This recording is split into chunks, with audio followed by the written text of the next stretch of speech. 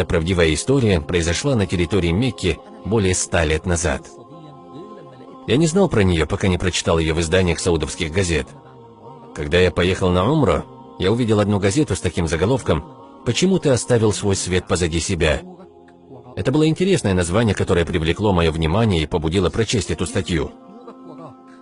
Почему вдруг оставил свет позади себя? Что это значит? Одно время в Мекке жил один богатый человек, у которого было много денег. Он жил в ту эпоху, когда было развито рабовладельчество.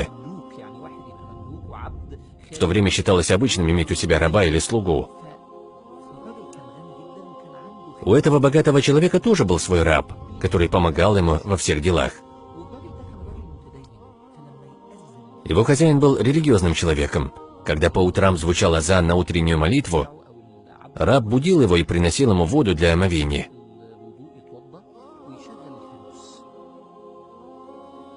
После того, как хозяин делал омовение, его раб зажигал лампу и шел с ней впереди хозяина, освещая ему дорогу в мечеть. В то время еще не было электричества и фонарей на улицах, а на дороге было полно камней и препятствий. Поэтому раб сопровождал его в темноте до самой мечети. Этот юноша прослужил своему господину больше 20 лет. Однажды, когда они шли на утреннюю молитву, его господин, немного помолчав, сказал: «Слушай, Саид». Саид, так звали юношу, который был рабом. «Слушай, Саид», — сказал хозяин, — «я написал в своем завещании, что ты освобожден от рабства, когда я умру. Это будет тебе наградой за твою искреннюю службу мне за все эти 20 лет». Но что странно, юноша не обрадовался этой новости. Он не поблагодарил хозяина и не был счастлив тому, что сказал его господин. Он промолчал и не сказал ни слова. На следующее утро хозяин, как всегда, проснулся на молитву, и его раб, как обычно, зажег лампу, и они отправились в мечеть. И тут случилось неожиданное. Его раб стал идти позади, а не спереди. Хозяин не видел дорогу и не мог понять, почему его раб идет позади него. Он удивился и спросил: «Саид, что с тобой? Почему ты не освещаешь дорогу передо мной?» «Господин мой, ты сам оставил свой свет позади себя. Ты пообещал мне свободу после твоей смерти, но ты не подарил ее мне при жизни. Вместо того, чтобы желать тебе долгой жизни, ты заставил меня надеяться на твою кончину, для того, чтобы я смог стать свободным. Я и так собирался служить тебе до конца. Я же прослужил тебе 20 лет, хотя ты никогда не говорил со мной об этом.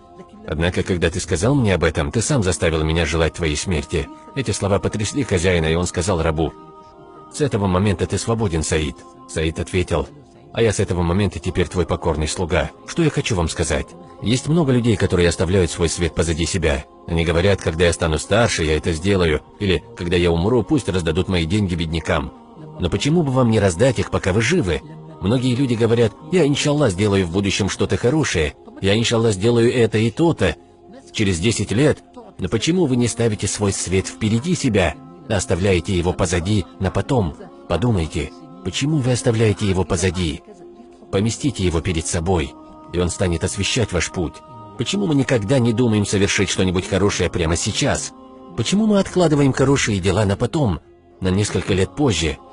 Делайте добро сейчас, чтобы ваш свет был впереди вас, чтобы вы смогли его видеть. И тогда вы непременно увидите перед собой улыбку надежды. Всего вам хорошего. Ассаляму алейкум.